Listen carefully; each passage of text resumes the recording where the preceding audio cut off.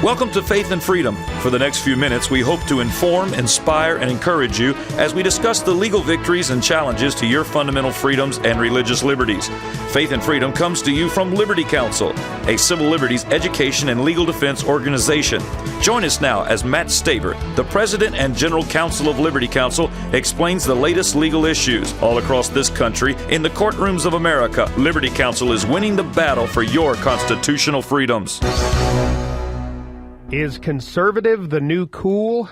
I'm Matt Barber, Vice President of Liberty Counsel Action and Associate Dean of Liberty University School of Law, in for Matt Staver today. And once again, joining me in studio is Shawn Akers, Dean of Liberty's Helms School of Government and Policy Analyst with Liberty Counsel. Well, Shawn, I wrote an article for the Washington Times recently titled Conservative, the New Cool. And I opened that article with a quote by C.S. Lewis. He said, quote, "We all want progress, but if you're on the wrong road, progress means doing an about turn and walking back to the right road. In that case, the man who turns back soonest is the most progressive." Well, Shawn, liberals love to call themselves progressives. They love to use the term in place of liberal, which they, I guess, have decided through focus groups or whatever that has more of a negative connotation. So progressive, who can be, against being progressive as it's advancing, moving forward? Of course, progressives are the most regressive people and have the most regressive policies, big government policies, removing liberties from the individual that one can imagine. In my article, I point out that today's youth are catching on to this, that the establishment, the conformists of today are the progressives. Every major institution, the courts, our government, the legislature, academia, media, entertainment, are overrun, teeming with these leftist, secular, socialist progressives.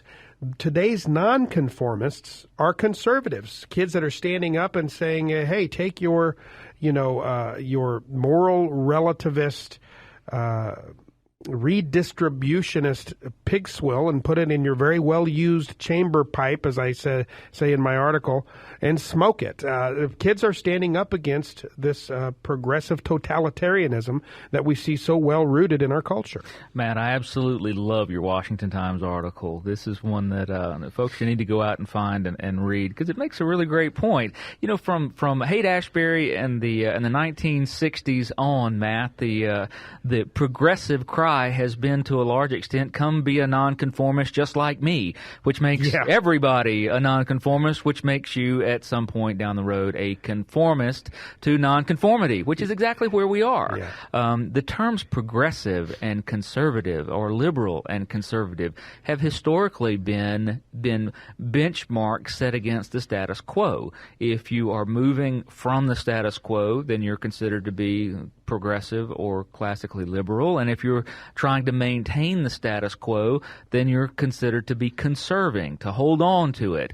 Now, that's not an entire truth, because the status quo in the United States, the reason that we are still conservatives, even though the progressives have taken over just about everything, or the nonconformists have taken over just about everything, is that they have still not yet done away with the status quo contained in the Declaration of Independence and the Constitution of the United States. So as long as those documents stand, we continue to be conservative. But your article makes a great point. The fact is that the foxes have taken over the hen house. Yeah. And what was once considered rebellion toward the establishment is now the establishment. Well, that's what I point out. I say, quote, "Hippies once were the counterculture. Liberals were the nonconformist rebels boldly wearing unwashed anarchy on tattered sleeve. They loudly and proudly raged against the establishment machine. Today, they are the establishment machine." And Shawn, I cite as evidence of that a number of studies that have been done. One of them, the nonpartisan Pew Research Center, says that self-identified liberals, for instance, outweigh their conservative counterparts in the mainstream media by a 5-to-1 margin. Shawn, likewise, a 1999 North American Academic Studies survey of students, faculty, and administrators in colleges and universities throughout the United States determined that 5 times as many college faculty members vote Democratic as Republican, and in fact 72% described themselves to be, quote, to the left of center, while a mere 15% identified themselves as right of center. That is the status quo. That is across the board around the nation.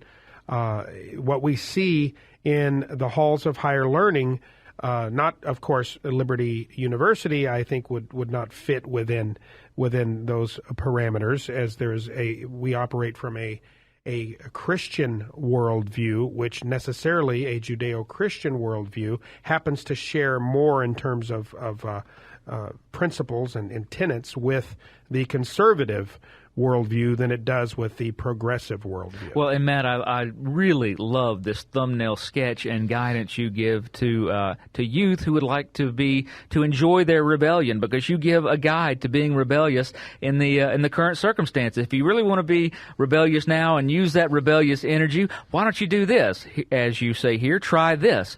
Go to church. Abstain from premarital sex.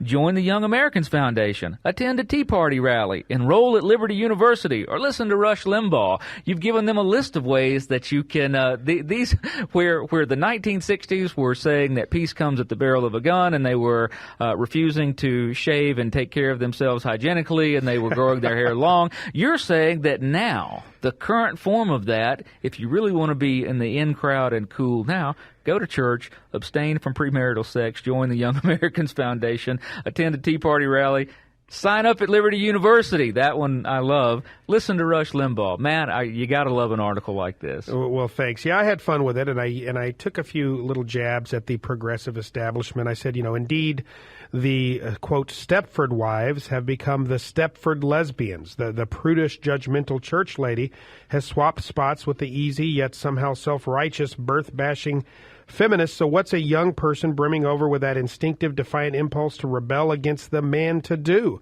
I list those things you talk about, but Shawn, there's evidence, and I point out the evidence, that kids today, the younger generation, are starting to reject the progressive party line that many of their parents, hold near and dear.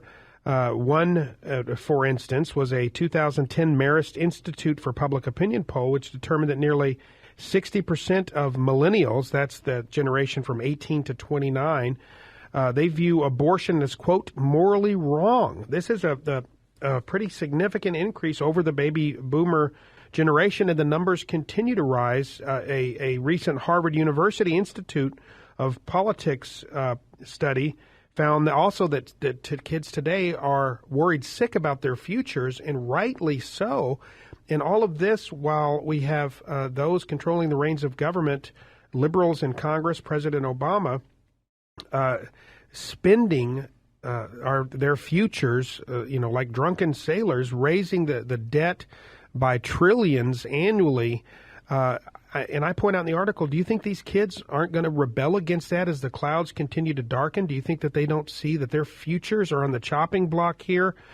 This kind of mentality of spend now, pay later, is destroying our nation, and those who are going to suffer the most are the millennial generation, kids today. But this millennial generation is a very intelligent generation, Matt, and they are figuring out that they have been betrayed by Keynes and Kinsey, that both in the boardroom and in the bedroom, they have been betrayed. Keynesian economics has led them to a place that's absolutely unsustainable, that they are working to pay into systems that will not, by any imaginable measure, be there to pay back to them, and that the sexual license that was dominated by Kinsey and their parents' generation has been one that led to nothing but moral decay, into a place that left them void of any real love. Oh, so and we're not at to a mention place. astronomical rates of teen pregnancy and STD, right. sexually transmitted disease. It's failed. But they're the seeing progressive. it. That's right. The progressive ideologies of the day,